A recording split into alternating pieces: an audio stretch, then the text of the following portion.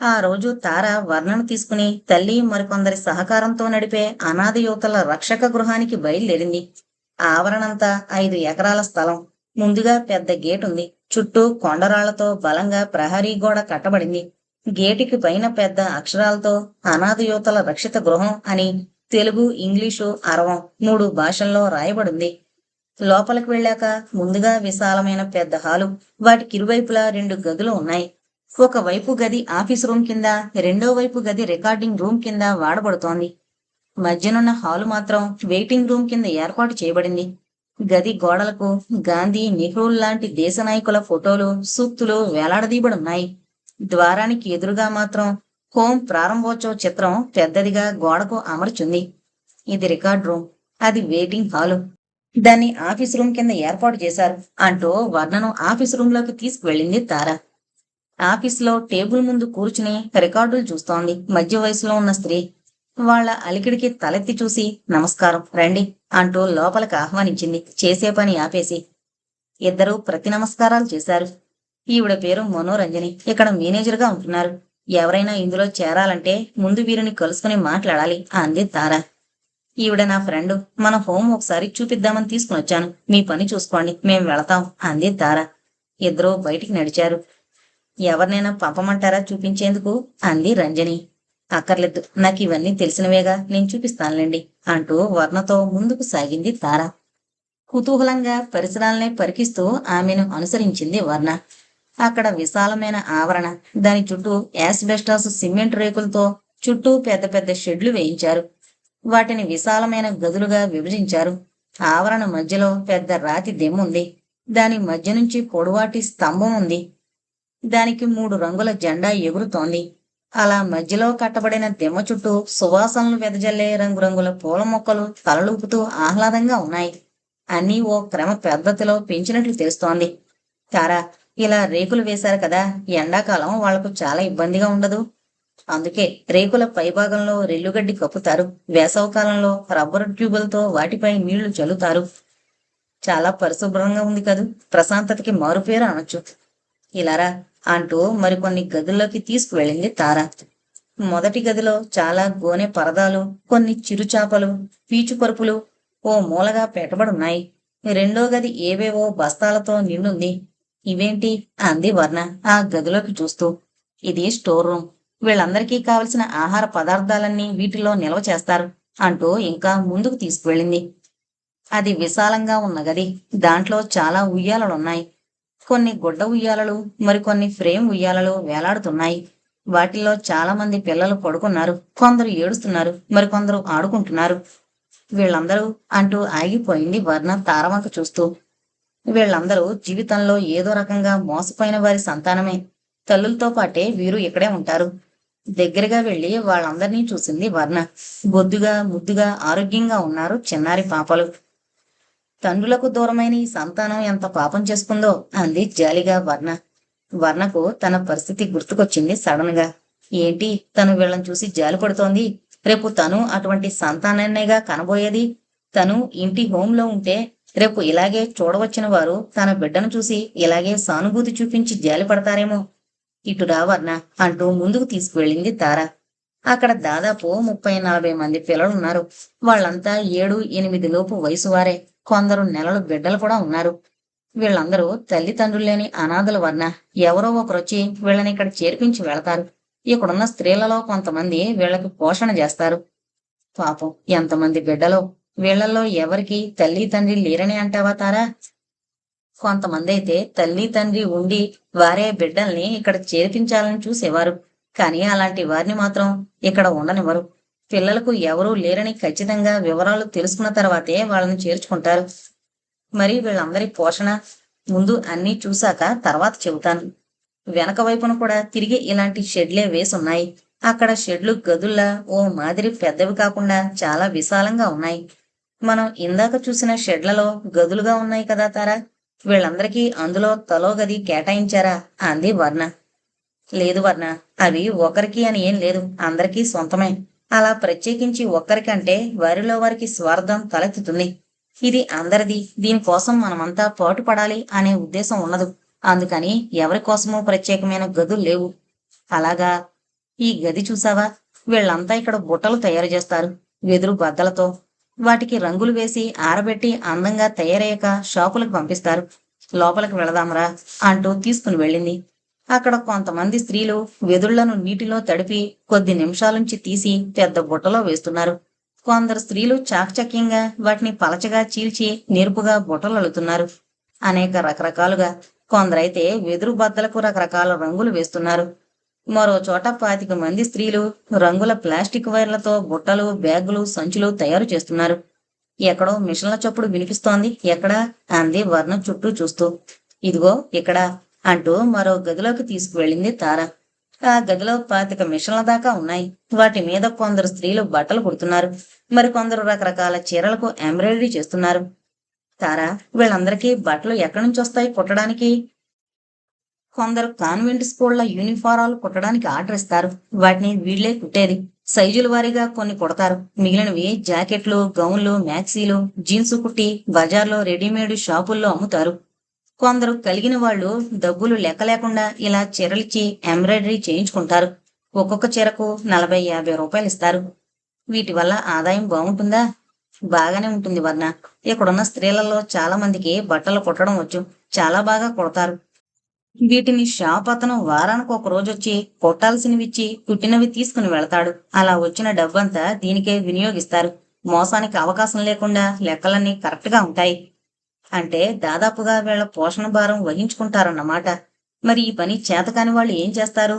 రా అంటూ ఆ ఆవరణ నుంచి వెనక్కి తీసుకువెళ్ళింది తార. అక్కడంతా బాగా విశాలమైన ఖాళీ స్థలం తప్ప మరేం లేదు. చుట్టూ దట్టమైన తీగలతో ఎత్తుగా కంచెలా వేశారు. ఓ పక్క స్థలంలో అనేక రకాల పూల మొక్కలున్నాయి. మరో పక్క వివిధ రకాల కూరగాయల పాదులు, మొక్కలు ఉన్నాయి. వాటికి పందిళ్లు వేసున్నాయి.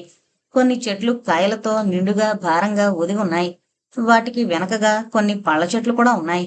కొందరు స్త్రీలు ఆ చెట్లకు నీళ్లు పెడుతున్నారు. కొందరు కూరగాయలు కోసి ఓ పక్క గుట్టగా పోస్తున్నారు. ఆ కూరగాయలు, పళ్ళు అలా కోసేస్తున్నారు. అవన్నీ ఏం చేస్తారు తారా? అంది కుతూహలంగా వర్ణ. ఇందాక నువ్వు అడిగావుగా, చదువుకోని వాళ్ళు, చేతి పనులు రాని వాళ్ళు ఏం చేస్తారని. అలాంటి వాళ్లే ఈ పనులు చేస్తారు. ఆ మూలగా చూసావా, పెద్ద పాకుంది. అదే వంటిల్లు. అందుకే దాన్ని ఈ చివరగా తోట దగ్గర కట్టించారు, అగ్ని ప్రమాదానికి లోను కాకుండా. అది సరే, ఇందాక నేను అడిగిన విషయం అది చెప్తాను. కాసిన కాయగూరల్లో 4 రోజులకు సరిపడా ఉంచేసి మిగిలినవి వాటితో పాటు పళ్ళు, పూలు కోసి బస్తాలలో వేసి కుట్టి మార్కెట్కి పంపిస్తారు. అక్కడ వీటిని అమ్మేస్తారు. 5-6 రోజులకు మళ్లీ కోస్తారు. వీటి వల్ల కూడా ఆదాయం బాగా వస్తోంది. ఈ పద్ధతి చాలా బాగుంది తారా. మరి గవర్నమెంట్ వీళ్ళకి డబ్బేమి ఇవ్వదా? ఎందుకివ్వదు? ఇస్తుంది. అదీకాక డబ్బున్న వాళ్ళు చాలా మంది ఫండ్స్ ఇస్తారు. పైగా ఇలా సంపాదించే డబ్బు కొంత వస్తుంది. వాటితోనే వీళ్ళకి తిండి, బట్టా పోగా కొంత మిగులుతుంది. దాన్ని బ్యాంకులో వేసి వీళ్ళ అవసరాలకి, మిగిలింది బిల్డింగ్స్ వేయించడానికి కేటాయిస్తారు. అలాగా? వీళ్ళ కోసం మీ వాళ్ళు చాలా పాటు పడుతున్నారు తారా. మా వాళ్ళు మాత్రమే కాదు వర్ణ, మాలాంటి వాళ్ళు చాలా మంది ఉన్నారు దీన్ని పునరుద్ధరించేందుకు. తార అలా చెబుతుండగానే ఒక అమ్మాయి వచ్చి 2 కప్పులతో టీ ఇచ్చి వెళ్ళింది. రోజు సాయంత్రం ఈ టైంకి టీ ఇస్తారా? అవును వర్ణ, ఉదయం 7 గంటలకు టీ ఇస్తారు. 12 గంటలకు భోజనం, తిరిగి సాయంత్రం 4:30కు టీ, రాత్రి 8 గంటలకు భోజనం. అన్నీ వరుస క్రమంలో జరుగుతాయి. అలా జరుగుతున్నాయో లేదో అని మా వాళ్లలో ఒక మనిషి పరిశీలిస్తూ ఉంటారు. ఇంతలో 10 మంది అమ్మాయిలు 20 నుంచి 30 సంవత్సరాల వయసున్నవారు వాళ్ళను విష్ చేసి వెళ్లిపోయారు. ఎవరు వీళ్ళంతా? అంది వర్ణ వాళ్ళు వెళ్లిన వైపే పరీక్షగా చూస్తూ. ఈ పూల తోటలో కాసేపు కూర్చుందాంరా అంటూ పూల తోటలోకి దారి తీసింది తార. ఆమెను అనుసరించింది వర్ణ. ఇద్దరూ చెట్ల మధ్య ఖాళీ స్థలంలో కూర్చున్నారు. వాళ్ళంతా ఇక్కడి అనాథలే. కాస్తో కూస్తో చదువుకున్న యువతులు. కొంతమంది పెద్దల సహకారంతో చదువుకుని ఉద్యోగాలు చేస్తున్నారు. వాళ్ళు ఇక్కడే ఉండే పక్షంలో జీతంలో సగం దీనికి ఇవ్వాలి. అలాగే చేస్తున్నారు. వాళ్ళు ఒకవేళ పెళ్లిళ్ళు చేసుకోవాలనుకుంటే ఏం చేస్తారు? అనుకుంటే ముందుగా ఆ విషయం కమిటీ మెంబర్లకు తెలియపరచాలి. వాళ్ళు ఇలాంటి వాళ్లను పెళ్లాడేందుకు సిద్ధపడే యువకులుంటే వాళ్ళను రప్పించి అన్ని విషయాలు సేకరించి ఇద్దరి పరిపూర్ణ అంగీకారంపై వివాహం ఇక్కడే చేస్తారు. అయితే ఇక్కడ చేరిన ప్రతి స్త్రీ కష్టపడి ఏదో ఒక పని చెయ్యాలి అంది వర్ణ తన పరిస్థితి తలుచుకుంటూ. అవును వర్ణ, చూసావుగా వాళ్ళంతా ఎలా కష్టపడుతున్నారో. వాళ్లలో వాళ్ళకి చాలా ఐకమత్యం ఉంది. కొందరు మిషన్ కుట్టి, కొందరు బుట్టలు చేసి, కొందరు వైరు బ్యాగులల్లి, తోట పని చేసి, వంట పని చేసి, పిల్లల బాధ్యత వహించి తలో రకంగా శ్రమ పడుతున్నారు. తను వీళ్లలో ఒకరితిగా ఉంటే ఇలాగే పోటు పడాల్సి వచ్చేది. తార ఇంట్లో ఉన్నందువల్ల తనకి ఏ కొరత లేదు. ఏంటి వర్ణ, అలా మౌనంగా ఉండిపోయావు? అంది తార వర్ణ వంకే చూస్తూ. ఏం లేదు తార, పాపం వీళ్ళకి అకస్మాత్తుగా ఏదైనా జబ్బు చేసింది అనుకో, అలాంటప్పుడు వైద్య సహాయం ఎలా? అదిగో ఆ దక్షిణం వైపు కుడి పక్కగా చూసావా, 3 గదులున్న ఇల్లు, అదే వీళ్ళ హాస్పిటల్. అక్కడే ఒక డాక్టర్ని నియమించారు. ఆయనే వీళ్లలో ఎవరికి అనారోగ్యంగా ఉన్నా వెంటనే వచ్చి చూసి తగిన వైద్య సహాయం చేస్తారు. చాలా బాగుంది తారా ఈ పద్ధతి. వీళ్ళనిలా వదిలేకుండా అన్ని సౌకర్యాలు అమర్చి, వాళ్ళు ఇతరులకి బరువు కాకుండా ఇతరుల చేత పోషించబడుతున్నామనే కష్టం వాళ్ళకి కలగకుండా చూస్తున్నారు. ఇక్కడ అనాథ పిల్లలు చాలా మందే ఉన్నారు కదా, ఎవరైనా పెంపకానికి తీసుకోవడానికి వస్తూ ఉంటారు. ఇక్కడ జాతి, కుల, మత విచక్షణ లేదు. అందరిది ఒకే జాతి, అందరిది ఒకే కులం. ఈ మధ్య ఇక్కడ 3 ఆదర్శ వివాహాలు జరిగాయి. వాళ్ళల్లో 2 బిడ్డల తల్లులు, ఒక ఆమె ఒంటరిది. వాళ్లకు నచ్చిన యువతుల్ని పెళ్లాడే వారికి వారి గత జీవితంతో సంబంధం ఉండదు. ఇద్దరి ఇష్ట ప్రకారం వివాహం జరుగుతుంది. అటువంటి ఆదర్శ భావాలున్న యువకులుంటే దేశం మరింత ముందుకు సాగుతుంది అంది వర్ణ వారిని తలచుకొని. అలాంటి వారు కొందరు లేకపోలేదు. వారి వల్ల కొంతమంది స్త్రీల జీవితాలైనా చక్కబడితే అంతే చాలు. ఇక్కడున్న స్త్రీలందరికీ తలో రకమైన గాథ ఉంది. వాళ్లతో మాట్లాడదాం, వస్తావా వర్ణ? వద్దు తారా, నేను వాళ్ళ కథల్ని భరించలేను. నాలాంటి దౌర్భాగ్యపు కథలేగా వీరివి అంది బాధగా. అప్పటికే పొద్దు వాలింది. సంధ్య చీకట్లు మసక మసగ్గా అలుముకుంటున్నాయి. ఈ వాతావరణం చూస్తుంటే ఇదో లోకంలా ఉంది కదుగుతారా? అవును, ఇక్కడికొచ్చే ముందు దీన్ని చూడాలని కుతూహలంగా ఉంటుంది. వీళ్లను గురించిన కథలు విని ఇంటికి తిరిగిపోతుంటే చాలా బాధగా ఉంటుంది. ఇదో ప్రపంచంగాను, వీళ్లంతా దీనికి సంబంధించిన మనుషులుగా అనిపిస్తుంది అంది తార. మన సమాజంలో స్త్రీని అభివృద్ధిలో ఉన్నప్పుడే గౌరవించడం కాకుండా అధోగతిలో ఉన్నప్పుడు కూడా గౌరవించడం జరిగితే వీళ్ళు స్వతంత్రంగా నలుగురిలోనూ కలిసిపోయి బయట ప్రపంచంలో బ్రతకగలుగుతారు. వీళ్ల సంక్షేమం కోసం ఇంకా కొత్త కొత్త ఏర్పాట్లు చేయాలని మా వాళ్ళు అనుకుంటున్నారు. వాళ్ళ ఆశలు ఫలించాలి తార అంది వర్ణ. ఇంక పోదామా, పొద్దుపోతోంది అని తార హెచ్చరించడంతో నెమ్మదిగా లేచింది వర్ణ. కారు బయలుదేరింది. కిటికీలోంచి బయట ప్రపంచాన్ని చూస్తోంది తార. పెద్ద పెద్ద భవనాలు, ఆఫీసులు దాటిపోతున్నాయి. ట్రాఫిక్ బంద్ అవడంతో సడన్ గా ఆగిపోయింది కారు. వచ్చేపోయే జనాన్ని చూస్తోంది వర్ణ. అలా చూస్తున్న వర్ణ కళ్ళు ఆశ్చర్యంతో వెడల్పయ్యాయి. అతను అతను అన్నయ్యలా ఉన్నాడు. అదే రూపం, ఆ బట్టలు అవి వాడివే. చేతిలో చిన్న బ్రీఫ్ కేస్, సందేహం లేదు వాడే వాడే. సంతోషంతో తేలిపోతూ సడన్ గా లేవబోయింది. అన్నయ్య, నేను అంటూ గట్టిగా పిలవబోయిన ఆమె గొంతును ఎవరో గట్టిగా నొక్కేసినట్లు ఆగిపోయింది. కళ్ళ నుంచి అశ్రువులు ధారాపాతంగా జారిపోతున్నాయి. చీఫ్, తనెంత పొరపాటు చేసింది. ఇంకా నయం, పిలిచింది కాదు. అన్నయ్య కనిపించిన సంతోషంలో తన ఉనికినే మరిచిపోయింది. వాళ్ళ నుంచి తను ఎందుకు అజ్ఞాతంగా ఉంటుందో గుర్తుకు రాలేదు. అదేదో సినిమాలోలాగా తెలిసి తన కోసం ఎదురు చూసే అన్నయ్య ఎంతటి విషమ పరిస్థితి. భగవంతుడా, వీడు కనిపించకపోయినా బాగుండేది. ఏంటి వర్ణ, ఆ కన్నీళ్ళేంటి? ఒంట్లో బాగుండలేదా అంది కంగారుగా తార పక్కకు తిరిగి. అదేం లేదు తార, దూరంగా ఎవరో అన్నయ్యలా కనిపిస్తేను అంతే అనేసింది యాంత్రికంగా. అదా, నీ ఒంట్లో ఎలా ఉందో అని కంగారు పడ్డాను అంది తార. ఆ రాత్రంతా నిద్ర లేదు వర్ణకు. అన్నయ్య ఏం పని మీద వచ్చాడో, తను ఈ ఊళ్ళోనే ఉన్నట్లుగా తెలిస్తే ఎంత సంతోషిస్తాడో. తను వచ్చేశాక ఉదయం ఆ ఉత్తరం చూసి అన్నయ్య షాక్ అయి ఉంటాడు. అమ్మ బాగా ఏడ్చుంటుంది. కానీ ఏం లాభం, తను ఎక్కడికి వెళ్లేది రాయలేదుగా. వాళ్ళు వెతుక్కుంటూ రావడానికి బహుశా దూరంగా వెళ్లి చచ్చిపోయి ఉంటానని అనుకుని ఉంటారు. వినయ్కి ఈ విషయం ఉత్తరం రాసి ఉంటారు. వెంటనే అతను వచ్చి ఉంటాడు. తన ఉత్తరం అతనికి చూపించుంటారు. అంతకంటే ఏం తెలుసునని చెప్పడానికి పాపం వినయ్ ఆ ఉత్తరం చూసి కుంగిపోయి ఉంటాడు. తన గురించి తను చెబితే తప్ప ఏం జరిగింది తెలుసుకునే అవకాశమే లేదు. వినయ్ తన గురించి విని ఎంత బాధపడ్డాడో. మోసం చేసి వెళ్లిపోయానని తిట్టుకున్నాడేమో. ఇప్పుడు ఎక్కడున్నాడో. ఇంత జరిగాక కూడా ఈ విషయం వినయ్కి చెప్పకుండా దాచినందుకు కోపం వచ్చి ఉంటుంది.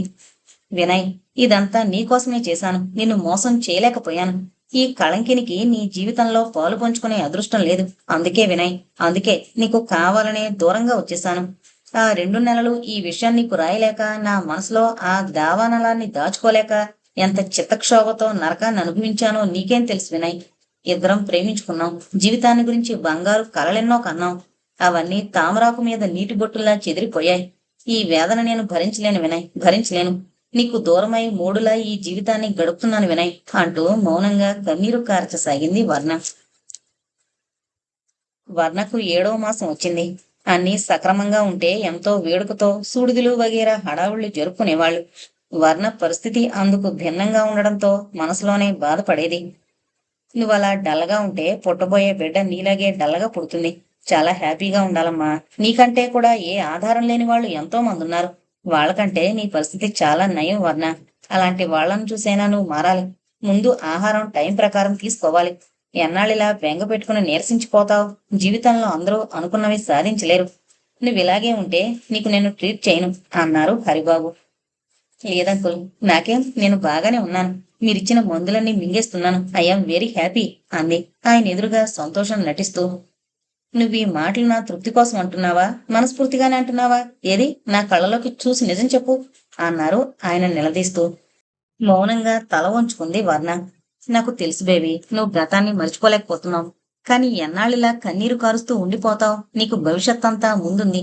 నీకు పుట్టబోయే బిడ్డను చూసుకుని నువ్వు నీ బాధల్ని మర్చిపోవాలి. దేశంలో, కాలంలో, మనుషుల్లో ఎన్ని మార్పులొస్తున్నాయి.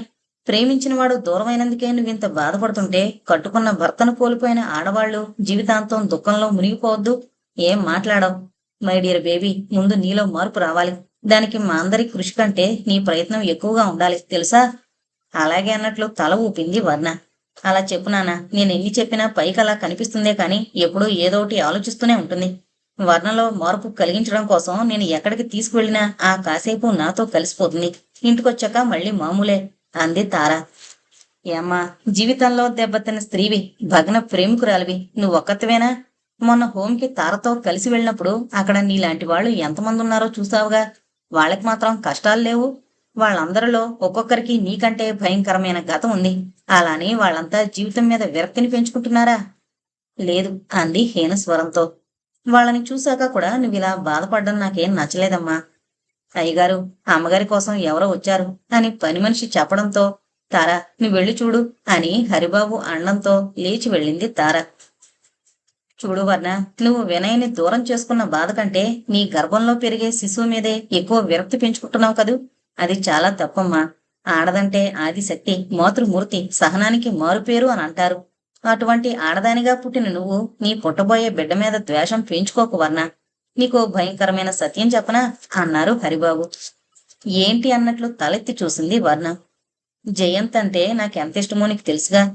జయంత్ అంటే హరిబాబుకి చాలా ఇష్టం. అలాగే జయంత్కి తల్లి దగ్గర కంటే తండ్రి దగ్గరే అలవాటు ఎక్కువ. ఇంటికి రాగానే డాడీ ఏరి అని అడగడం, ఆయనతో అరగంటైనా మాట్లాడిందే తోచకపోవడం అతనికి అలవాటు. ఎప్పుడైనా తండ్రి రావడం ఆలస్యమైతే విసుగు పుట్టి తారైనా భోంచేద్దామంటుంది కాని జయంత్ మాత్రం అర్ధరాత్రి అయినా తండ్రి మందలించినా అలాగే వెయిట్ చేస్తూ కూర్చుంటాడు. ఆయన అంతే. తను చాలాసార్లు మీనాదేవితో ఆ మాటే అంది. జయంత్ బాబుకి మీ దగ్గర కంటే అంకుల్ దగ్గరే చనువెక్కువ అని. చిన్నప్పటి నుంచి అన్నయ్య నాన్న పార్టీ, నేను అమ్మ పార్టీ అనేది తార నవ్వుతూ. ఎంతైనా మగపిల్లలకు తండ్రి అంటే అభిమానం, ఆడపిల్లలకు తల్లంటే ఇష్టం అనేది తను.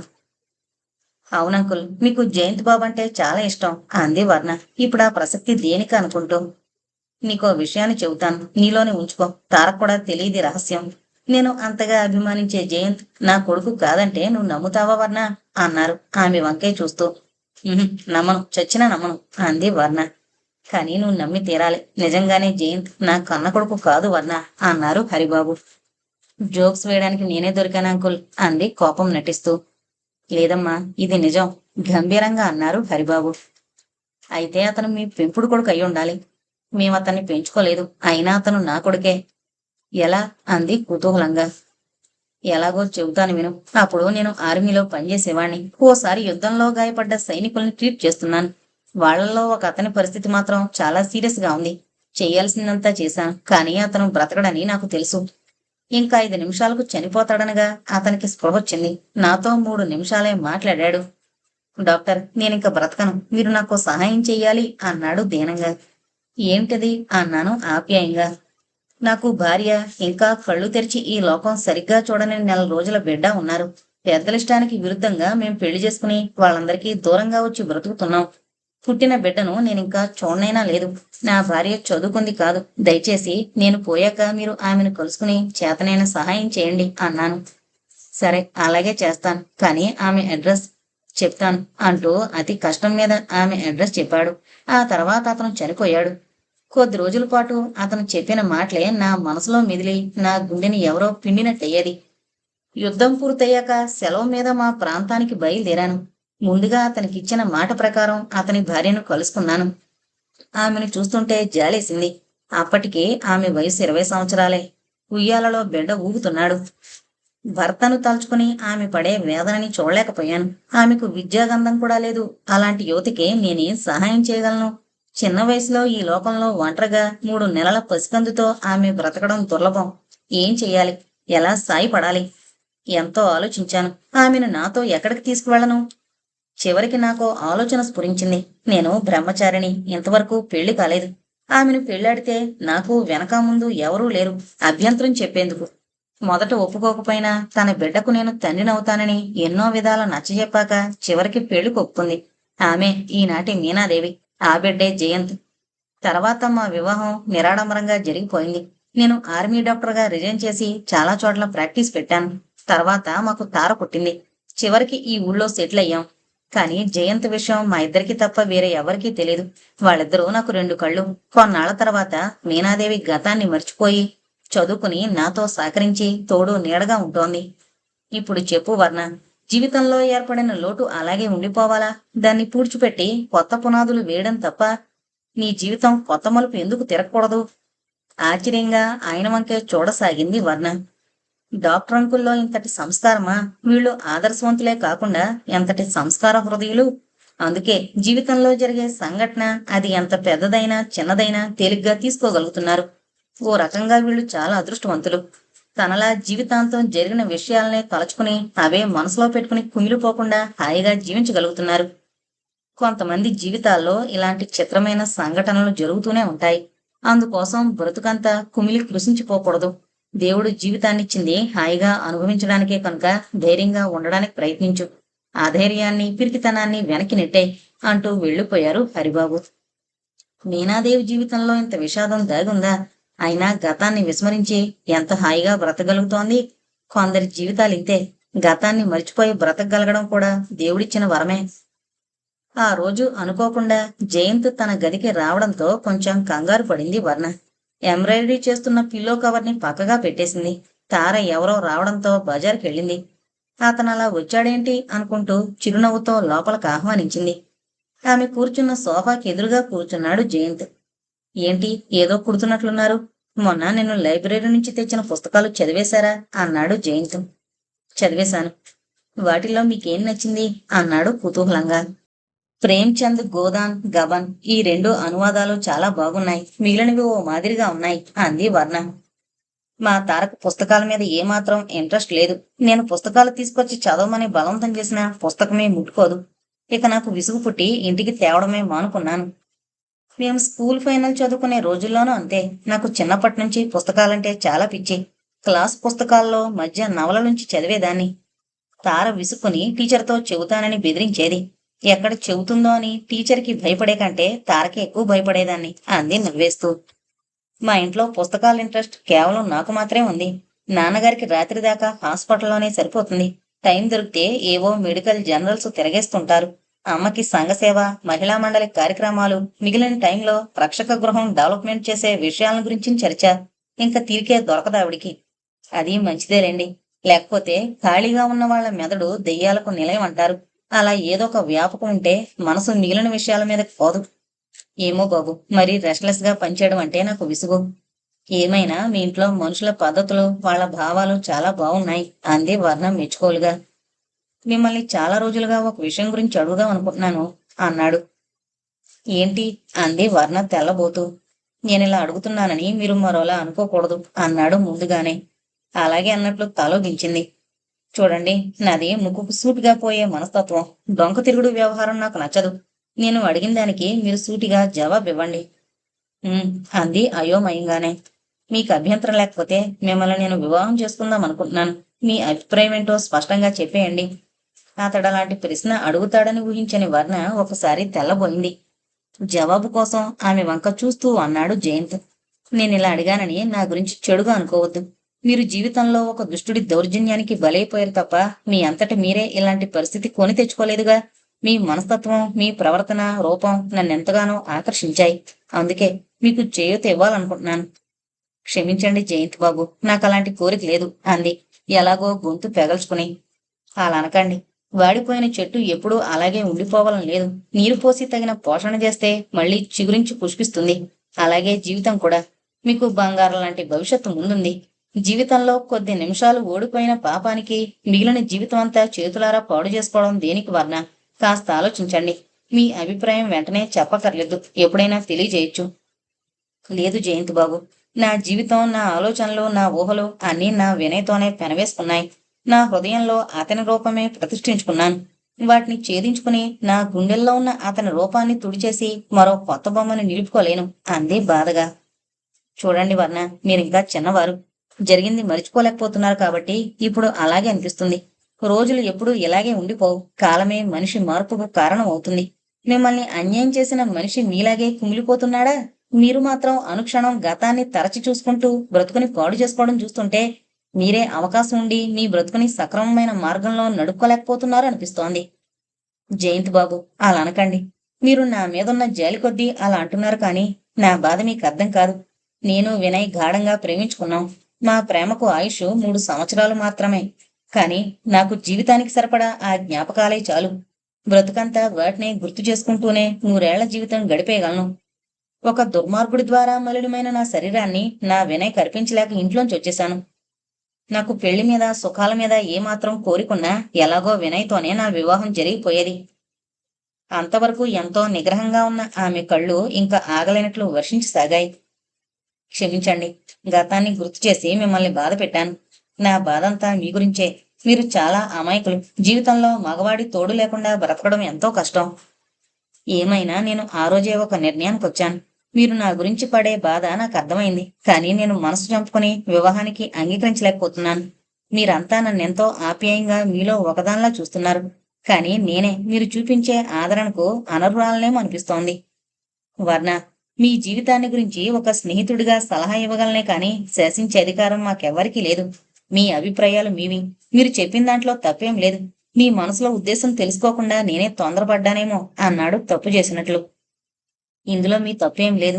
మీరంతా నా శ్రేయస్సుని కోరేవాళ్లు కాబట్టి ఇన్ని విధాలు చెబుతున్నారు. వర్ణ, మీ అభిప్రాయాన్ని విని నేనేం బాధపడను. నన్ను మాత్రం అపార్థం చేసుకోకండి. ఇంతకు ముందు మీకు నేను ఎలా స్నేహితుడినో ఇప్పుడు అంతే. ఇంక ముందు మాత్రం మీరు వట్టి స్నేహితులే కాదు, నాకు తారా మీరు ఒకటే అన్నాడు జయంత్. జయంత్ బాబు, మీదెంత గొప్ప మనసు. మీలాంటి వాళ్ల అండా, ఆదరం, అభిమానం దొరకడం నిజంగా నా అదృష్టం అంది పెళ్ళుకొచ్చే కన్నిటిని ఆపుకుంటూ. వర్ణ, నాకు మీ మీద పూర్తిగా సానుభూతి ఉంది. అందుకే చేయూతనివ్వాలనుకున్నాను. ఆ అదృష్టం నాకు లేదు కనుక మీకు మరో రకంగా సహాయం చేసేందుకు ప్రయత్నిస్తాను. మన మధ్య జరిగిన ఈ ప్రస్తావన గురించి మీరు మరిచిపోండి అన్నాడు ప్రాధేయపూర్వకంగా. మీరు మనసున్న మనుషులు, నన్ను సరిగ్గా అర్థం చేసుకున్నారు, అంతే చాలు అంది అతని వైపు ప్రాధేయపూర్వకంగా చూస్తూ.